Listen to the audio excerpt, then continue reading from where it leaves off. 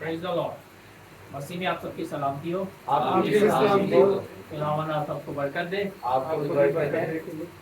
अच्छा, आज हम जानेंगे खेमा इज्तिमा के बारे में।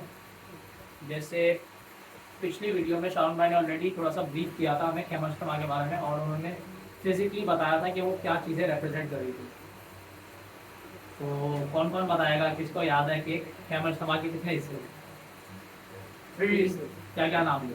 आउटर हाँ, outer court, Holi holy place, Holi of Holi and Holi of. सही है। तो खेमा इज्तिमा जो था वो 3 हिस्सों में था। सबसे बाहर का हिस्सा, अच्छा थोड़ा सा पिक्चर आप ऐसे देखें, जो खेमा इज्तिमा था वो इसराइलियों के दरमियान में था। बाहर इजराइलाइट्स के कैंप्स लगे हुए थे और ये बियाबान में थे। सीना की का पहाड़ी का बियाबान था जिसके दरमियान में खुदावंद का टैबरनेकल बना हुआ था, जिसको खेमा इज्तिमा भी बोलते हैं। तो बाहर इसराइलियों के कैंप्स लगे हुए थे, वहाँ पे ये रहते थे, और उसी के दरमियान में जो था उनके बिल्कुल सेंटर में टैबरनेकल ऑफ मोसेस था, जो मूसा ने बनाया था। तो ये आपको इंस्ट्रक्शन इसके बारे में मिल जाएंगी एक्सोडस 25 से ऑनवर्ड्स। तो खेमा इज्तिमा जो था, जैसे हमने देखा कि 3 हिस्सों में था। सबसे पहले आउटर कोर्ट, उसके बाद होली प्लेस, और फिर होली ऑफ होली। अब इसका स्ट्रक्चर मैं ब्रीफली आपको बता देता हूँ, जो कि आप पढ़ सकते हैं एक्सोडस 25 से ऑनवर्ड्स। एक्सोडस करूज 25 बाब से इसकी 32 बाब तक आपको खेमा इज्तिमा और उसके अंदर जो मटेरियल यूज़ हुआ और कैसे जो चीज़ें, उसका जो फर्नीचर था वो कैसे बन रहा था, किस मटेरियल का बन रहा था, वो सारा आपको मिल जाएगा। तो खेमा इज्तिमा कुछ ऐसे था कि इसराइलियों ने उसको ऐसे बनाया कि सबसे जो आउटर कोर्ट था वहाँ पे टेंट लगा हुआ था। टेंट का जो कि लिनन का था, वाइट लिनन का टेंट था। और उस टेंट के नीचे जो थे उसके होल्डर्स थे, जिसको सॉकेट्स बोला जाता है, जिनमें स्क्रू डलता है। तो टेंट जो थे वो लकड़ी के बने हुए थे, बोट्स थे वो लकड़ी के बने हुए थे, और उनके अंदर उनके जो नीचे थे वो हमारे पास 2 हुक्स थे, और उन हुक्स के अंदर सॉकेट्स डला करते थे। जो सॉकेट था वो ब्रॉन्ज का बना हुआ था, जो कि कांसी बोलते हैं उर्दू में, कांसी का बना हुआ। उसके बाद हमारे पास आता है होली प्लेस। होली प्लेस जो था, इसके अंदर ये जो होली प्लेस था, इसके भी बोर्ड्स थे जो कि लकड़ी के बने हुए थे, मगर इन बोर्ड्स के ऊपर सोना कवर किया, ये सोने से कवर किए गए थे बोर्ड्स। और इसके ऊपर जो कपड़े थे, इसके ऊपर 4 कपड़े लगाए हुए थे, जो कि हम आज पहला कपड़ा डिस्कस करेंगे कि जो सबसे पहला कपड़ा था जो जिससे टैबरनेकल को कवर किया गया। और यही होली प्लेस और होली ऑफ होलीज जो कवर करता था, इसी को असल में टैबरनेकल बोला करते थे। और जो आउटर कोर्ट था वो टैबरनेकल का आउटर कोर्ट था। तो हमने, और उसके बाद हमें पता है आगे शाउट मैंने जैसे बताया था हमें कि अंदर क्या क्या फर्नीचर्स पड़े थे, बाहर क्या फर्नीचर था और अंदर क्या क्या फर्नीचर थे। मैं फर्नीचर डिस्कस नहीं करूँगा, मैं आज ब्रीफली थोड़ा सा मटीरियल पे जाऊँगा। जो मटीरियल यूज हुए थे उनके क्या मीनिंग थे, और स्पेशली कलर्स पे बात करेंगे हम। ये जो 3 कलर्स यूज हुए थे हमारे पास टैबरनेकल में, जो कि मैं आपके लिए पढ़ लेता हूँ। हमारे पास यहाँ पे लिखा है एक्सोडस 26 के अंदर, करूज की 26 बाब में लिखा है, पहली आयत से लिखा है, and the tabernacle you are to make of 10 cloths of fine twisted linen and blue thread and wool dyed red, dish purple, and ochre scarlet material. Okay. तो मैं अगर यहाँ पे आपके साथ एक दूसरा वर्जन पढ़ना चाहता हूँ, हमारे पास एम्पलीफाइड वर्जन में कुछ यूँ लिखा है, Moreover, you shall make the tabernacle with 10 curtains of fine twisted linen and blue, purple, and scarlet fabric. तो मेनली 3 कलर्स थे, 3 फैब्रिक्स थे जो कि यूज हुए थे टैबरनेकल में। वो था पहला ब्लू, दूसरा पर्पल, और तीसरा scarlet. Blue, purple and scarlet, यही मेन 3 थ्रेड्स थे जिनको इस्तेमाल किया गया था टैबरनेकल की चीज़ें कपड़ा बनाने में, जो कि कवरिंग थी। तो टैबरनेकल जो था, अगर आप इसको आगे पढ़ें, एक्सोडस 26 को आगे पढ़ें, तो खुदावंद ने मूसा को बोला था कि तू जो है उसमें क्या करना, कपड़ा कपड़ा बनाना, 10 कपड़े बनाना। खुदावंद ने बोला था 5 कपड़ों को जोड़ना और 5 को जोड़ना, दो सेट्स बनाने थे कपड़ों के, 5 जुड़े होंगे और 5 दूसरे जुड़े होंगे, और उन दोनों को एक क्या कहते हैं, हमारे पास स्क्रू होता था, उससे जोड़ा जाता था, जो कि गोल्ड का बना होता था। वो दोनों, उन दोनों कपड़ों को, जो 2 सेट्स थे उन दोनों को जोड़ता था, और जो 2 सेट्स थे उनके आखिरी कोनों पे लूप्स बने हुए थे, ब्लू थ्रेड के लूप्स बने हुए थे, जिनके अंदर स्क्रू जाता था और वो दोनों को जोड़ता था, और वो पूरा टैबरनेकल के ऊपर बिछाया हुआ था। तो ये हमारे पास आते हैं ये क्लॉथ का। उसके बाद हमारे पास अब कलर्स जो है वो हम बाद में डिस्कस करेंगे। मैंने आपको ब्रीफली बताया कि कौन कौन से कलर यूज होते हैं, ब्लू, पर्पल और स्कारलेट, या क्रिम्सन भी बोलते हैं इसको, रेड, असल में ये रेड कलर होता है, क्रिम्सन भी बोलते हैं इसको, स्कारलेट को। इससे पहले हम बात करते हैं मेटल्स के ऊपर। जो मटेरियल यूज हुआ था फर्नीचर बनाने के लिए, वो हमारे पास 3 मटेरियल्स थे। पहला था गोल्ड, दूसरा सिल्वर, और तीसरा हमारे पास था ब्रॉन्ज, जिसको कांसी बोला जाता है। तो हमारे पास जो बाहर सहन के अंदर 2 मटेरियल थे, एक था alter of sacrifice, burnt offering, जिसके सोख्तनी कुर्बानी चढ़ाई जाती थी, जिसके ऊपर ब्रॉन्ज की कवरिंग थी, वो कांसी की कवरिंग थी उसके ऊपर, और उसके बाद वो लकड़ी का बना होता था और उसके ऊपर कांसी का कवर चढ़ाया हुआ था। उसके बाद हमारे पास था एक होल्स, जिसको लेवर बोलते हैं उर्दू में, तो इंग्लिश में लेवर बोलते हैं। वो पूरा का पूरा ब्रॉन्ज का बना हुआ था, उसमें कोई मतलब कोई नहीं थी, वो पूरा ब्रॉन्ज का ही बना हुआ, एक ही पीस पूरा ब्रॉन्ज का बना हुआ, उसके ऊपर उसके अंदर पानी डाला हुआ। उसके बाद जो होली प्लेस में जितने भी फर्नीचर्स थे वो सारे गोल्ड से कवर्ड थे, सिवाय मनोरा के। मनोरा पूरी गोल्ड की बनी होती थी। बाकी सारे जो 3 हमारे पास, एक टेबल ऑफ शोब्रेड था और एक ऑल्टर ऑफ इंसेंस था, ये दोनों लकड़ी के बने हुए थे और इनके ऊपर गोल्ड की कवरिंग थी, प्योर गोल्ड कवर किया जाता था, इनको मेल्ट करके प्योर गोल्ड चढ़ाया गया था। और उसके बाद हमारे पास आर्क ऑफ द कवेनेंट थी, होली ऑफ होलीज, वो भी लकड़ी की बनी हुई थी और उसके ऊपर प्योर गोल्ड अटैच किया था, मगर उसके ऊपर जो रहम की कुर्सी थी, मर्सी सीट, वो पूरी गोल्ड की थी, उसमें दूसरा मटेरियल होगा, वो प्योर गोल्ड की थी, और उसके ऊपर जो करोगी थे वो भी पूरी गोल्ड के बने हुए थे। अब ये 3 मेटल्स ही क्यों यूज हुए हैं? और सिल्वर हमारे पास मिलता है हमें, जो सॉकेट्स थे टैबरनेकल के, जो सॉकेट्स थे मैंने बताया ना, एक तो आउटर कोर था, आउटर कोर के सॉकेट्स अलग थे, टैबरनेकल के सॉकेट्स अलग थे। टैबरनेकल के जो सॉकेट्स थे वो हमारे पास सिल्वर के बने हुए थे, चांदी के बने हुए थे, जो कि उसको, जिसके ऊपर टैबरनेकल खड़ा होता था, जो सपोर्टिंग सॉकेट्स थे उसके। अब जल्दी से मैं आपको इन मेटल्स के बारे में बता देता हूँ, जो मैंने रिसर्च की तो मुझे मिला इनके बारे में। हमारे पास जो पहला मेटल है, जो कि हमें बाइबल में बहुत दफ़ा मिलेगा, बहुत जगह आपको मिलेगा, वो है सोना। सोने का बहुत जगह मिलता है। तो गोल्ड जो है, गोल्ड और दूसरा सिल्वर, सोना और चांदी वाहिद ऐसे मेटल्स हैं जो कि थ्रू आउट द हिस्ट्री बहुत एक्सटेंसिवली करेंसी के लिए यूज हुए हैं, खरीदो फरोख्त के लिए। और आज भी मॉडर्न डेज में भी आपकी जो करेंसी है वो गोल्ड बैकअप कर रहा होगा।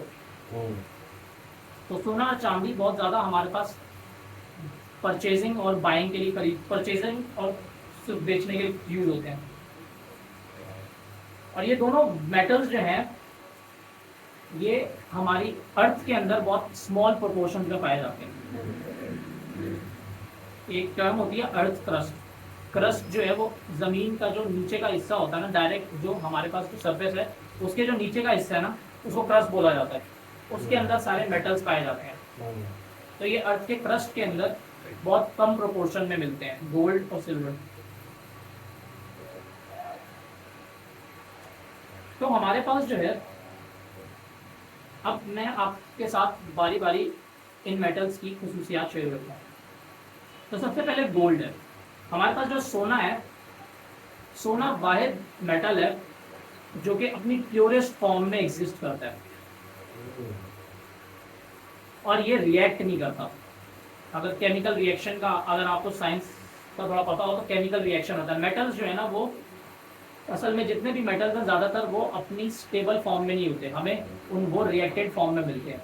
उनके ओर्स मिलते हैं या एलॉयज मिलते हैं। एलॉय होता है कि दो मेटल को जोड़ दिया या दो से ज़्यादा मेटल को जोड़ दिया।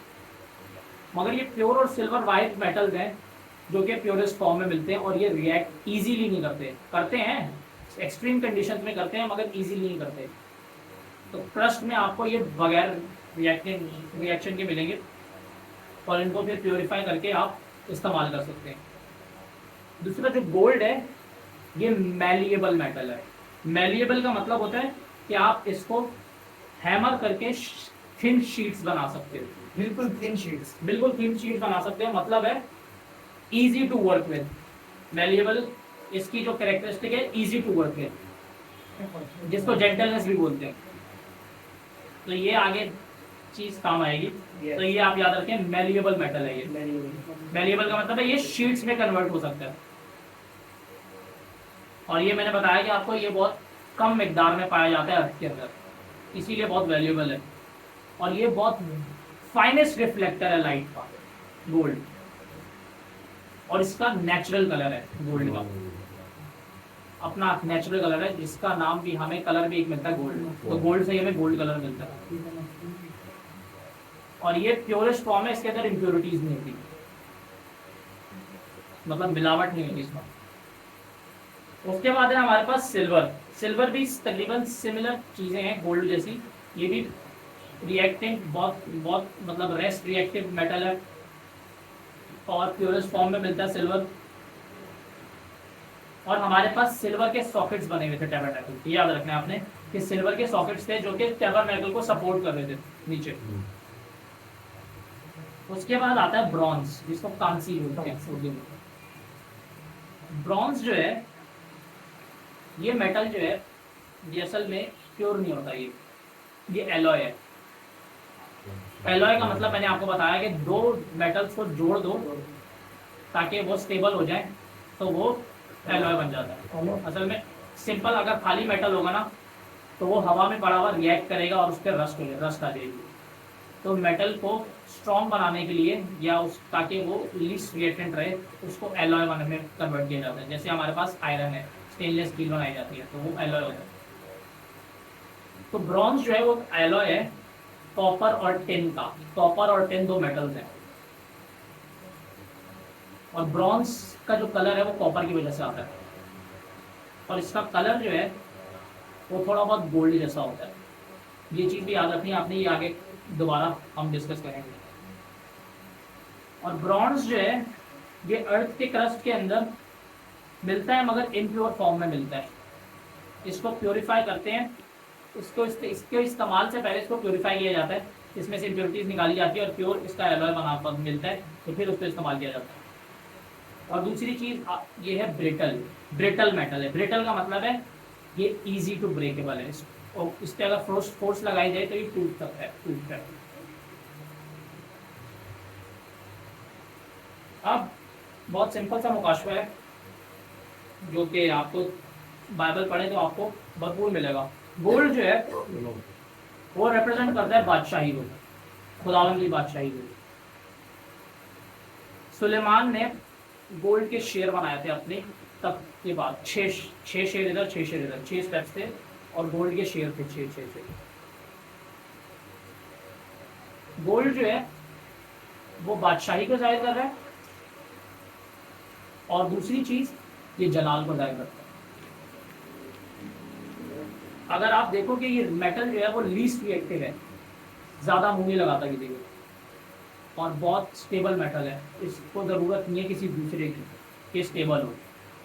तो जिस तरह खुदावन का जलाल जो है वो हर किसी पे नहीं आता, जलाल उसी पे आता है जो उसकी कीमत अदा करता है। तो इसीलिए बहुत कम लोग जो हैं वो जलाल को देखते हैं और कैरी कर सकते हैं, जो कीमत देना जानते हैं। एक्सपेंसिव मेटल है जो, तो जलाल भी एक्सपेंसिव है। हर कोई नहीं खरीद सकता, और खरीद तो सकते ही नहीं हो, मतलब हर कोई अफोर्ड नहीं कर सकता दलाल को। और तीसरी चीज़ ये होलीनेस को जाहिर करता है, क्योंकि ये प्योर है, इसमें कोई इम्प्योरिटी नहीं है। तो ये तीन चीज़ें जो है ये गोल्ड जाहिर कर रहा है, और ये तीन चीज़ें आपने याद रखनी है। उसके बाद आता है सिल्वर। सिल्वर वैसे तो बहुत सी सारी चीज़ों को जाहिर करता है, मगर जो मुझे इसके बारे में पता चला, सिल्वर जो था वो यूज होता था बहुत परचेजिंग के लिए, ऑब्जेक्ट्स परचेज करना और इवन स्लेव्स परचेज करना, लोगों को खरीदा जाता था सिल्वर से देके। तो इसी तरह जीसस को बेचा गया इस सिल्वर सिक्कों के बाद। तो सिल्वर जो है वो रिडेम्पशन को जाहिर करता है, नजात, क्योंकि अगर वो 30 सिक्के ना होते तो आपकी रिडेम्पशन नहीं थी। उसके बाद आता है ब्रॉन्ज।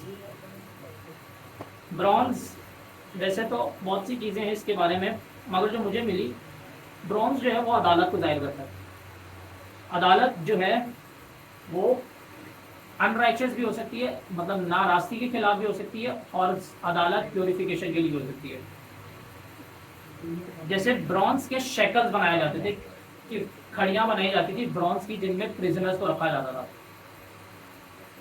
तो जो प्रिजनर्स होते थे, जो मुजरिम, जो जेल में जिनको रखा जाता था, उनको ब्रॉन्ज की खड़ियाँ, शेकल्स होते थे, शेकल्स बोलते हैं जिनको चेन बोलते हैं, हथकड़ी होती थी, उसमें रखा जाता था। और ब्रॉन्ज जो है वो इंड्योरेंस को भी जाहिर करता है, इंड्यूरेबल मेटल है, एलॉय। और ये ब्रॉन्ज जो था, एक एज थी हमारे पास, अगर आप हिस्ट्री पढ़े तो ब्रॉन्ज एज।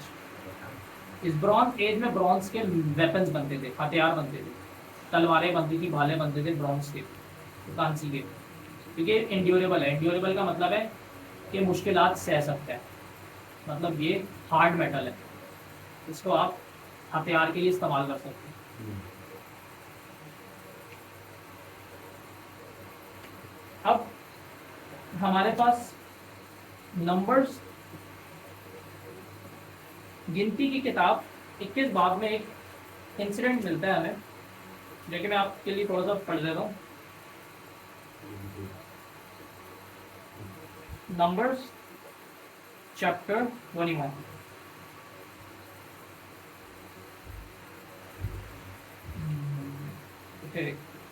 अच्छा, इसमें कुछ यूँ लिखा है, चौथी वर्ष से मैं पढ़ रहा हूँ।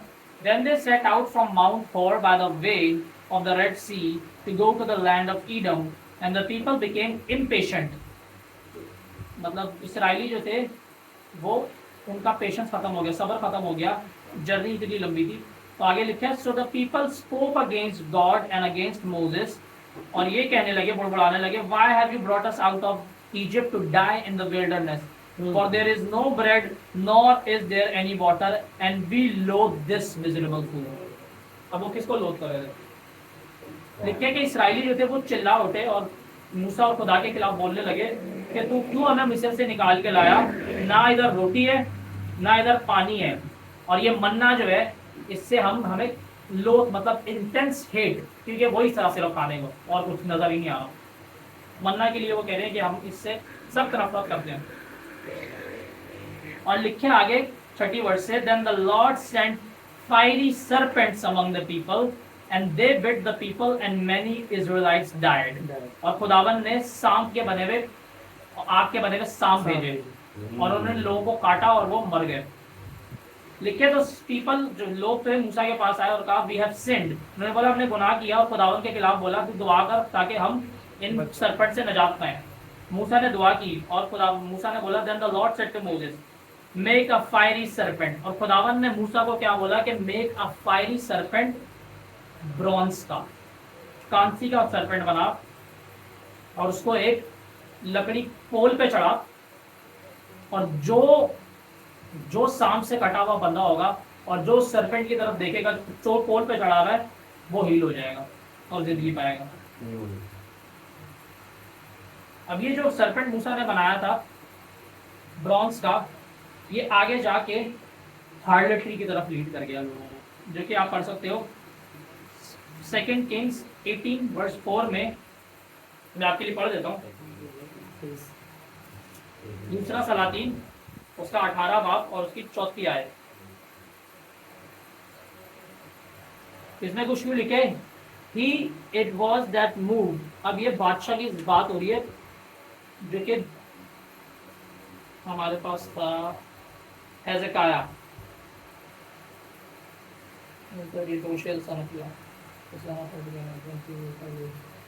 बादशाह था होशिया हेzekiah का बेटा। और इसने क्या किया, इसने जब खुदावन मतलब इसने जगह को क्लीन किया, तो लिखा है कि he it was that removed the high places and broke the sacred pillars to pieces and cut down the sacred pole and crushed to pieces the copper serpent that Moses had made. For down to those days the son of Israel had continually been making sacrificial smoke to it, and it has been used to be called the copper serpent idol. तो ये जो निजात का सांप था, ये आगे हार्लेट्री की तरफ चला गया, बुत परस्ती की तरफ चला बन गया।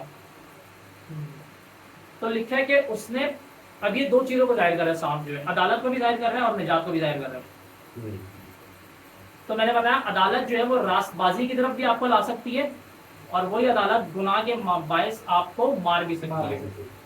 क्योंकि यही हुआ, रास्तबाजी में वो बचे, और जब नारास्ती की तरफ गए उसी की तरफ, उसी अदालत की वजह से, तो वो मारे गए। तो हमारे पास जो ब्रेजन सर्पेंट है और ये जो ब्रॉन्ज है, ये रिप्रेजेंट कर रहा है जजमेंट, अदालत को जाहिर कर रहा है, ऑफ प्योरिफिकेशन और ऑफ डेथ। अब हमारे पास जो होली प्लेस थी, उससे पहले हमारे पास आउटर कोर्ट था, सहन था। सहन के अंदर 2 फर्नीचर्स थे। एक तो कुर्बानगाह थी जिस पे कुर्बानियां चढ़ाई जाती थी, और दूसरा था होज, पानी का होज, जो कि कांसी का बना होता था। खुदावन ने मूसा से बोला था कि जो हाई प्रीस्ट है, जो प्रीस्ट हैं, वो जब भी कुर्बानी चढ़ाएं तो वो पहले होज से हाथ पांव धोएं और उसके बाद कुर्बानी चढ़ाएं, और जब भी होली प्लेस में जाएं अंदर, तो उससे पहले वो हाथ पांव धोए या वो मारे जाएंगे। तो मैंने कुछ यूं लिखा है, so in the holy place which represents purification and cleansing। Holy place जो था उसी पे आप कुर्बानी चढ़ाते थे, जो आउटर कोर्ट था उसी के अंदर आप कुर्बानी चढ़ाते थे अपने गुनाहों के लिए, अटोनमेंट हो रही है, और उसी से आप वहीं पे आप क्लेंस भी होते हैं। 2 तरह की क्लेंजिंग है, एक क्लेंजिंग फ्रॉम सिन और एक क्लेंजिंग ऑफ आउटर बॉडी। जिस्म को साफ करना होश का काम था, और जो कुर्बान का था वो आपके गुनाह साफ करता था, आपको गुनाह से क्लेंस करता था। तो 2 चीजें जो थी वो जरूरी थी होली प्लेस में जाने के लिए। तो क्या था, purification and cleansing from sin, as the priest was told to wash himself with laver water before entering the tabernacle, so the blood and water atonement and cleansing। तो खून और पानी आपको साफ करता है। जैसे पहले यूहन्ना में लिखा है, there is 3 that bear witness on earth, blood, water and spirit। तो सेम उसी तरह हम जो है यीशु के खून से और पानी के बपतिस्मे से हम बादशाही में आते हैं। और बादशाही क्या है, टैबरनेकल। यहाँ पे क्या है, गोल्ड। पूरा टैबरनेकल में जो था वो गोल्ड का फर्नीचर था, मतलब गोल्ड की कवरिंग थी। और बादशाही में भी हिस्से हैं, जैसे हमारे पास 2 हिस्से थे।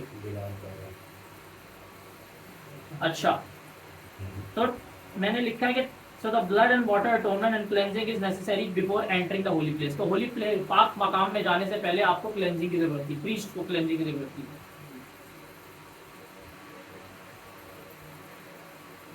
अब जो टैबरनेकल है, ये पूरा आपकी क्रिश्चियन लाइफ को जाहिर करता है।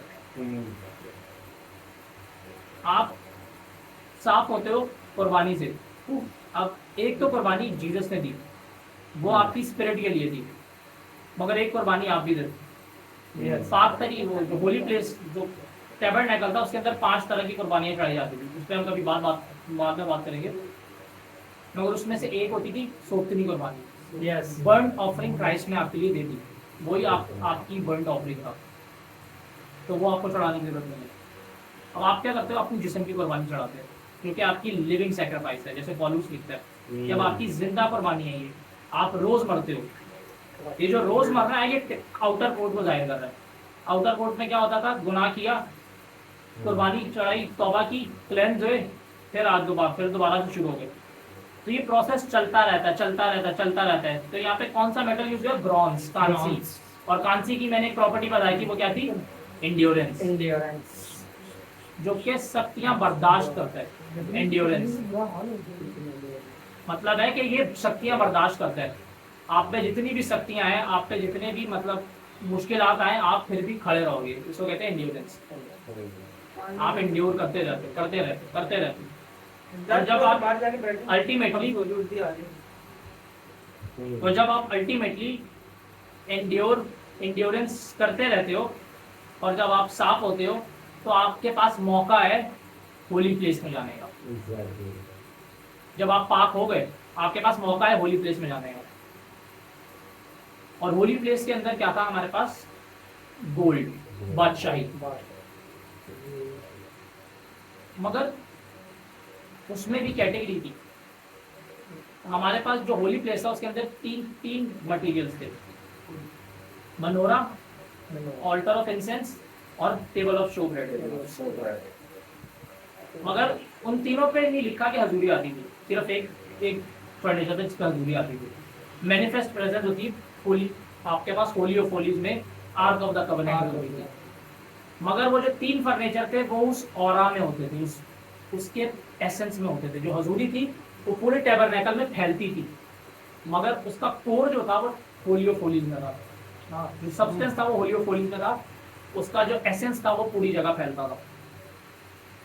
तो आप एक लेवल पे आते हो, होली प्लेस एक लेवल है खुदावंद के साथ रिश्ता बनाने का। आप एक लेवल पे आते हो। अब मैंने कुछ यूँ लिखा है, मैंने बताया ब्रॉन्ज जो है उसका कलर जो है वो गोल्ड जैसा होता है, थोड़ा बहुत सिमिलर होता है, मगर वो गोल्ड होता नहीं है, इम्प्योर मेटल है वो, दो मेटल जोड़ के बनाया गया। तो जब आप आउटर कोर्ट में होते हो तो आपके पास कवरिंग होती है ब्रॉन्ज की, इंड्योरेंस की, मगर आपको अभी जलाल नहीं दिया गया। आउटर कोर्ट में जलाल नहीं मिलता आपको, तो आपको जो है जलाल में आने के लिए आपको गोल्ड चाहिए। तो मैंने बोला कि वो एक तरह से कह सकते हो आपके फॉल्स लुक होता है गोल्ड का, मगर वो होता गोल्ड नहीं है। आप अनॉइंटिंग में फ्लो कर सकते हो, मगर आप कह सकते हैं कि आप आउटर कोर्ट में अनॉइंटिंग में फ्लो कर सकते हो, मगर जलाल कैरी नहीं कर सकते। ये प्रीस्ट अनॉइंटेड होते थे, मगर जलाल कैरी करना सिर्फ हाई प्रीस्ट का काम था, क्योंकि वो होली ऑफ होलीज में जाया करता था और कोई प्रीस्ट नहीं जाता था। तो उसके लिए भी कीमत है। और दूसरी चीज, जो आउटर कोर्ट था वो बहुत लार्ज एरिया था, बहुत से लोग कंपनी कर सकता था, वहाँ पे बहुत से लोग आ सकते थे। जैसे अंदर जाते जाओ जगह छोटी होती जाती है, मतलब है कि बहुत कम लोग होंगे जो क्वालिफाई करेंगे अंदर जाने के लिए। इसीलिए होली ऑफ होलीज में तो बिल्कुल एक ही बंदा, दो तीन, एक मुश्किल से दो बंदे खड़े हो सकते हैं। तो कीमत है। तो मैंने बताया कि आपके पास जो ब्रॉन्ज है, उस जब आप होली आउटर कोर्ट में होते हो आपको ब्रॉन्ज की कवरिंग दी जाती है और आपको एक प्रोटेक्शन दी जाती है जो कि आपको स्ट्रॉन्ग रखेगी, आपको एक तरह से स्ट्रॉन्ग रखेगी और अटैक से बचाएगी।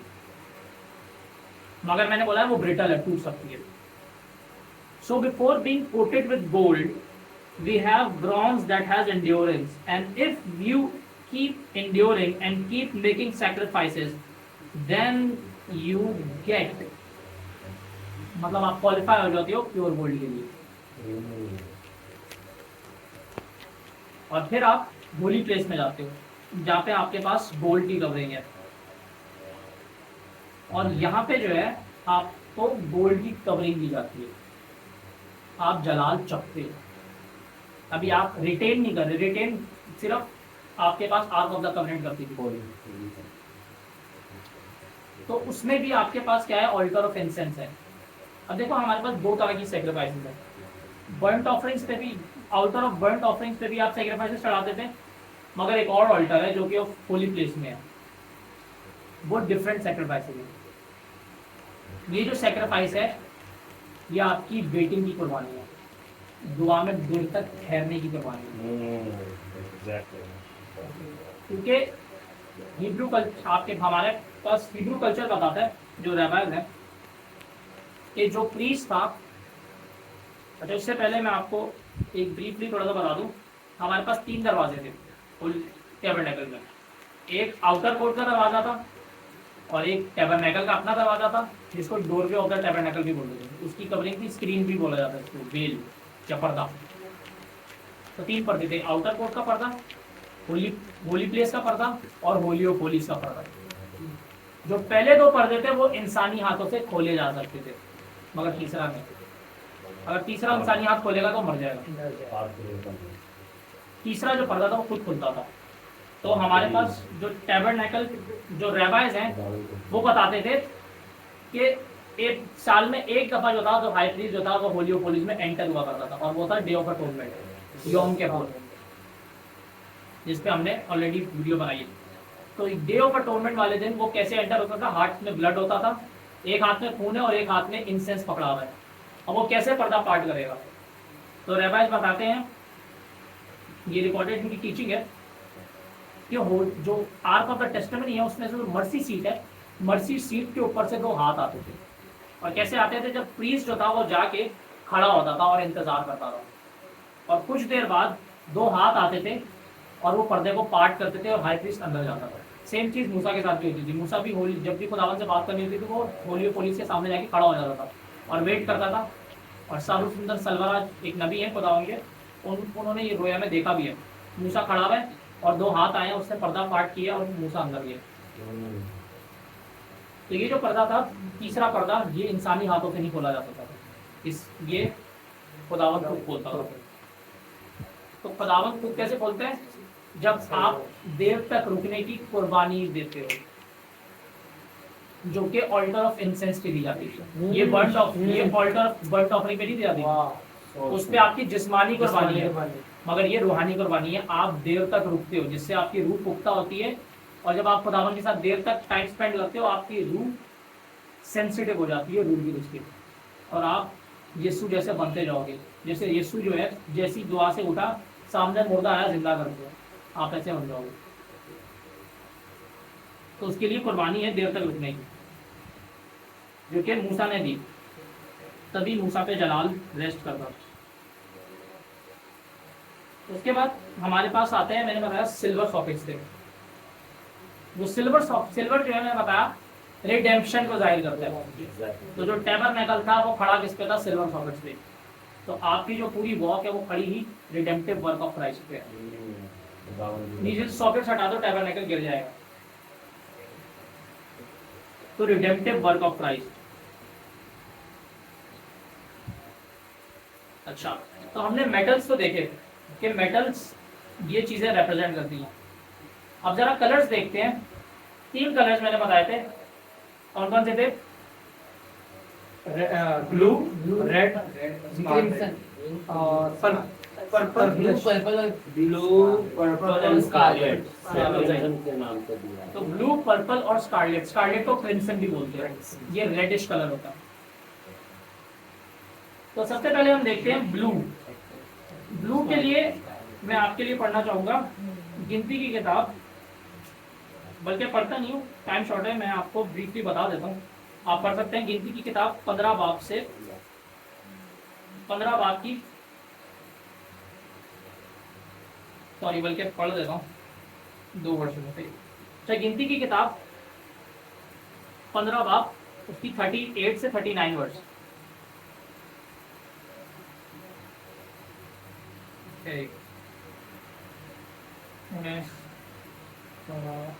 कॉन्टेक्स्ट में डाल रहा हूँ 37 to 38। ओके, उसमें हुआ ये था, कॉन्टेक्स्ट ये है कि एक शख्स था, वो सबत के दिन लकड़ियां चुनते हुए पकड़ा गया, और लोग उसको मूसा के पास लाया, और मूसा ने खुदावन से पूछा, तो खुदावन ने बोला कि संसार लॉ ब्रेक किया।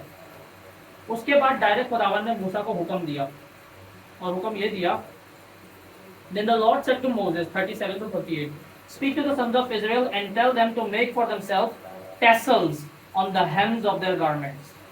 खुदावन ने मूसा को बोला कि अपने गारमेंट जो तुम पहनते हो, रोब होता था, उसके कोनों पे तुम टेसल्स बनाओगे, फ्रिंजेस बनाओगे जो ऐसे लटक रही होती थी, और वो ब्लू कलर की होती थी।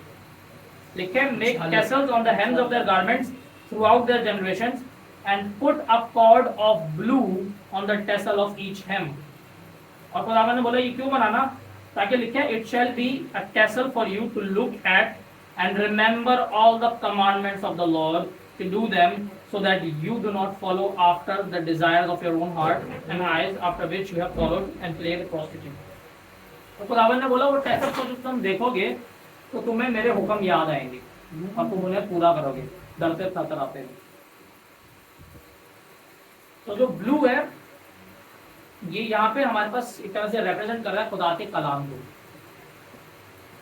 हुक्म को, बोला हुआ कलाम या लिखा हुआ कलाम, दोनों को रिप्रेजेंट कर रहा है। और हमारे पास गिनती 4 बात में हमें मिलता है कि खुदावन ने जब उनको बोला था, इसराइली जब बादल का पिलर जब उठा करता था तो इसराइली कैंप्स को सेट आउट करते थे, उठाते थे ताकि दूसरी जगह जाए जहाँ पे पिलर रुके। तो क्योंकि टैबरनेकल भी था उसको भी उठाना था, तो खुदावन ने उनको बोला था कि जो होली ऑब्जेक्ट्स थे, जो होली प्लेस के अंदर ऑब्जेक्ट्स थे, उनको कोई हाथ नहीं लगाएगा सिवाय कोहेथाइट्स के। मगर कोहेथाइट्स उनको तब उठाएंगे जब जो प्रीस्ट थे उनको कवर कर लेंगे। अब जो मेन मटेरियल वहाँ पे यूज हुआ था कवरिंग के लिए वो था ब्लू मटेरियल, तो उन ऑब्जेक्ट्स को ब्लू मटेरियल से कवर किया जाता था। तो हमारे पास ये जो ब्लू है एक तरह से खुदावन के कलाम को जाहिर कर रहा है। उसके बाद हमारे पास आता है स्कारलेट। अब ये थोड़ा गहरी बात है। स्कारलेट जो है, जैसे शारून भाई ने बताया था हमें कि जो क्रिम्सन ये ब्लड को जाहिर करता है। जो वर्ड स्कारलेट है इब्रानी में, जो हमारे पास नवगिनती की किताब में यूज हुआ है, उसके लिए 2 वर्ड्स हैं, 2 इब्रानी वर्ड्स हैं, सिंगल नहीं है। जो पहला है वो है शॉनी और दूसरा है टोला। शॉनी, टोला, ये 2 वर्ड यूज हुए हैं स्कारलेट के लिए। शॉनी का मतलब है क्रिम्सन या स्कारलेट, टोला का मतलब है वर्म, कीड़ा, वर्म या ग्रब, कीड़े को बोलते हैं। ये वर्म होता है जो कि गोल सा होता है और लंबा, और ये स्पेशल वर्म है, ये स्कारलेट कलर का होता है, क्रिम्सन वर्म। तो अगर देखा जाए दोनों वर्ड को मिलाओ तो मतलब है क्रिम्सन वर्म, मतलब लाल कलर का कीड़ा।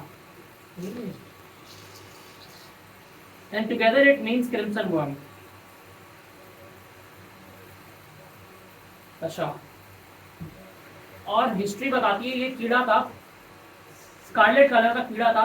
ये जब मरता था इसकी डेड बॉडी से कलर निकला करता था और उस कलर को यूज किया जाता था डायज बनाने के लिए। ये स्पेशल वर्म था। वैसे वर्म अगर आप लिखोगे तो वो आपको मिलेगा व्हाइट कलर का, मगर ये क्रिम्सन वर्म था, रेड कलर का। अच्छा, तो मुकाशवा कुछ ऐसे है, अगर आप यसाया की किताब उसका पहला बाब पढ़ें,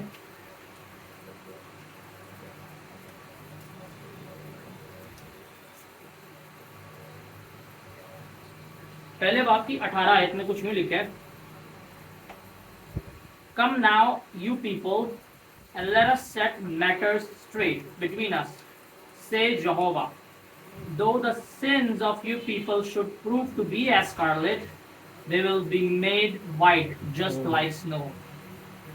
Though they should be red like crimson cloth, they will become like wool. तो खुदावन बोल रहा है कि जो गीत भी गाते हैं, तेरे गुनाह चाहे हो किरमजी, बर्फ की माने धो देगा वो। तो ये वर्ड्स है जो कि बताती है तो खुदावन बोल रहा है कि तुम्हारे गुनाह जो कि लाल क्रिम्सन कलर के हैं, मैं उन्हें धो दूंगा सफेद स्नो की तरह। तो एक तो क्रिम्सन हमारे पास रिप्रेजेंट कर रहा है गुनाह को। गुनाह जो है उसकी कीमत मौत है। तो खुदावन में ब्लड दिया गया था रिडेम्पशन ऑफ सिन के लिए, जो कि लेविटिकस में हमें मिलता है। और ये जो स्कारलेट वर्म है ये इंसान को भी जाहिर करता है।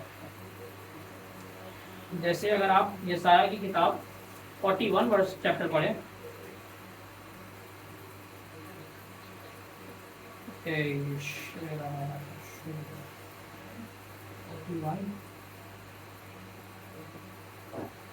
वर्स 40,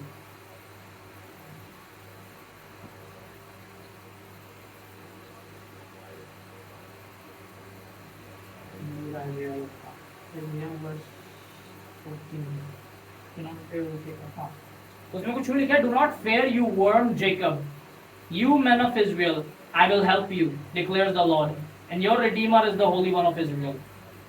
खुदावन याकूब को एज वर्म जाहिर कर रहा है कि do not fair you worm Jacob. और इससे जो गहरा मुकाशफा है वो हमें मिलता है ज़बूर 22 में।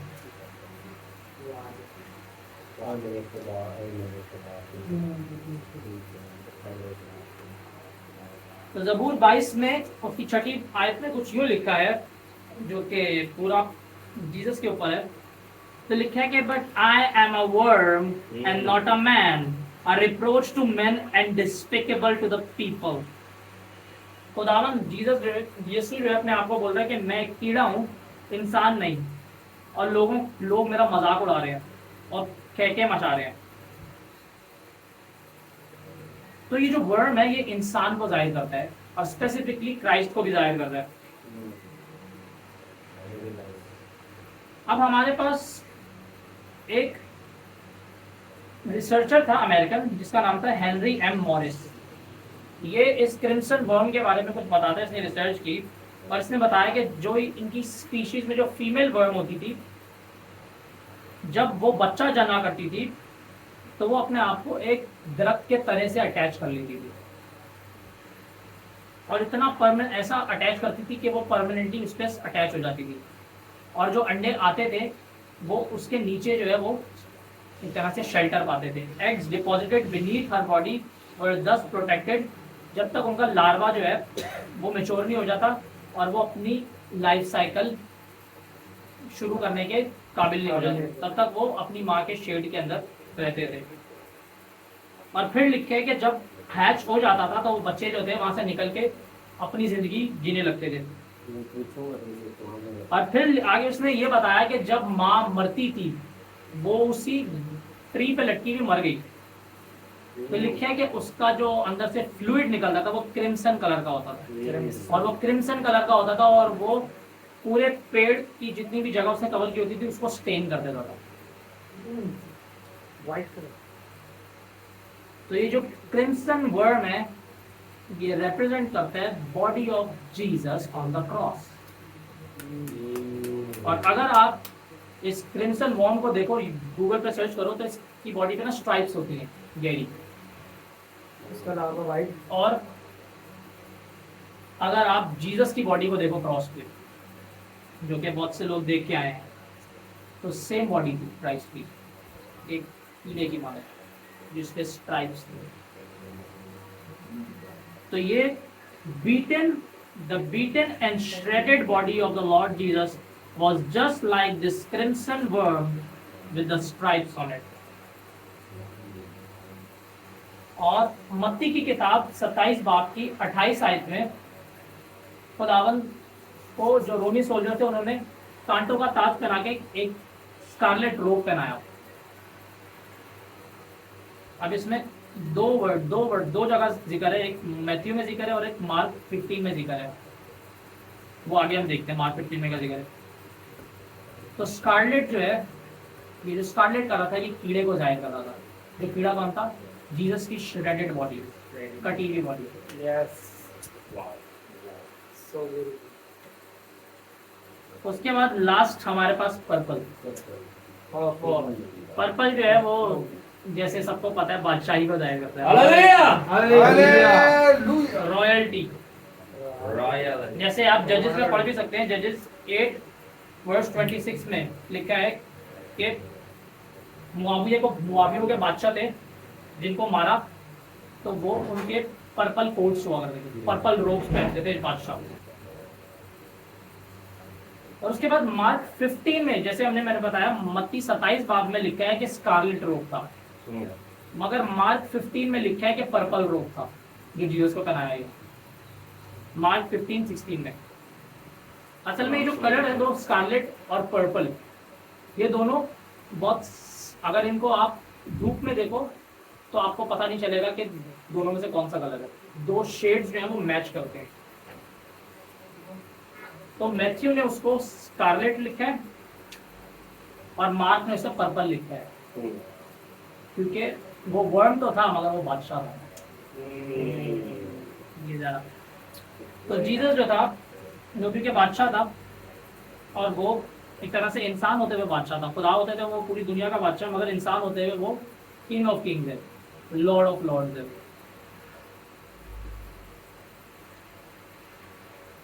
और हमारे पास प्रोवर्ब्स 31 में कुछ भी लिखा है।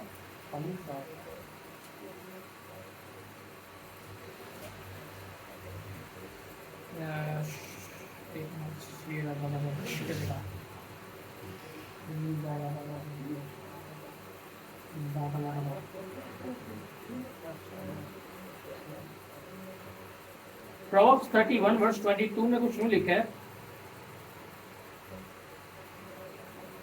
She makes for herself coverlets, cushions, and rugs of tapestry. Her clothing is linen, pure and fine purple. ये हिकमत वाली औरत की बात हो रही है, वाइज वुमेन की बात हो रही है कि वो पर्पल कलर के कपड़े बनाती है पहले। तो पर्पल जो है वो जाहिर कर रहा है बादशाही को। जैसे आप Song of Solomon verse chapter 3 10 में भी पढ़ सकते हैं, सेम चीज जाहिर कर रहा है। अब क्योंकि ये बादशाह, खुदावन जो था वो बादशाह था और वो कीड़ा बना, किस चीज के लिए? अगर इन तीनों चीजों को मिलाओ, पर्पल, ब्लू, पर्पल और स्कारलेट को मिलाओ तो क्या हुआ? बादशाह नीचे आया, कीड़ा बना, किस चीज के लिए? कलाम पूरा कर। कलाम ब्लू है। और अगर इन तीनों का मिक्सचर में से अगर आप ब्लू हटा दो तो हमारे पास बचता है पर्पल और स्कारलेट अलोन, जो डेंजरस चीज है। अगर आप मुकाशमा की किताब पढ़ो, उसका 17 बाब और उसकी तीसरी और चौथी वर्ष में पढ़ता हूँ। मुकाशमा 17 बाब तीसरी और चौथी लिखे, and he carried me away in spirit into a wilderness and I caught sight of a woman sitting upon a scarlet colored wild beast that was full of blasphemous names and that had 7 heads and 10 horns. And the woman was arrayed in purple and scarlet and was adorned with gold and precious stones. अब ये जिक्र हो रहा था, जो अगर आप पढ़ें आगे तो बेबीलोन का जिक्र हो रहा था। बेबीलोन को एक औरत से शो किया जा रहा है। तो ये ग्रेट फॉलन बेबीलोन है जो एक स्कारलेट बीस्ट पे बैठी हुई है और इसने पर्पल कलर के एक रोब ओढ़ा हुआ है। ये जो औरत है ये फॉल्स चर्च को जाहिर करता है, जिसमें कलाम नहीं है। बादशाही है, मतलब वो रूल करेगा, मगर वो कलाम को फॉलो नहीं कर रहा होगा। वो चर्च, फॉल्स चर्च, जो कि फॉल्स एक तरह से हमारे पास चर्च राइज होगा और हो रहा है ऑलरेडी। तो वो खुदावन की मर्जी पे नहीं चल रहे होंगे। तो मैंने कुछ यूं लिखा है, The purple and scarlet alone, purple and scarlet without blue represents sinful king, without the law of God, that is church in its lawlessness, without doing the works of God. They are doing the works of the sinful one. And who is that sinful one? The devil. और आखिर में अगर हम इस teaching को खत्म करें तो आखिरी चीज मैं आपके साथ ये शेयर करना चाहता हूँ कि खुदावन ने अपने नाम में ही मुकाशवा दिया था, जो वर्ड है याहवे, YHWH, याहवे। अगर आप इब्रानी में हर जहां पे भी लॉर्ड लिखा हुआ देखो ओल्ड टेस्टामेंट में, उसके पीछे याहवे, याहवे वर्ड है, जो कि इब्रानी में याहवे बनता है। इसका मतलब है, जो पहला वर्ड है युद्ध, उसका नाम, उसका मतलब है युद्ध, हा का मतलब है हैंड बिहोल्ड, और वाव का मतलब है nail behold. Hand behold, nail behold, मतलब हाथों पे कीलों के सुराख देखो। वाह। और ये कलर्स का मुकाशवा था और मेटल्स का। उम्मीद है आपको इस टीचिंग से बरकत मिलेगी और खुदावन आपको इस टीचिंग से कसरत इस्तेमाल करेगा।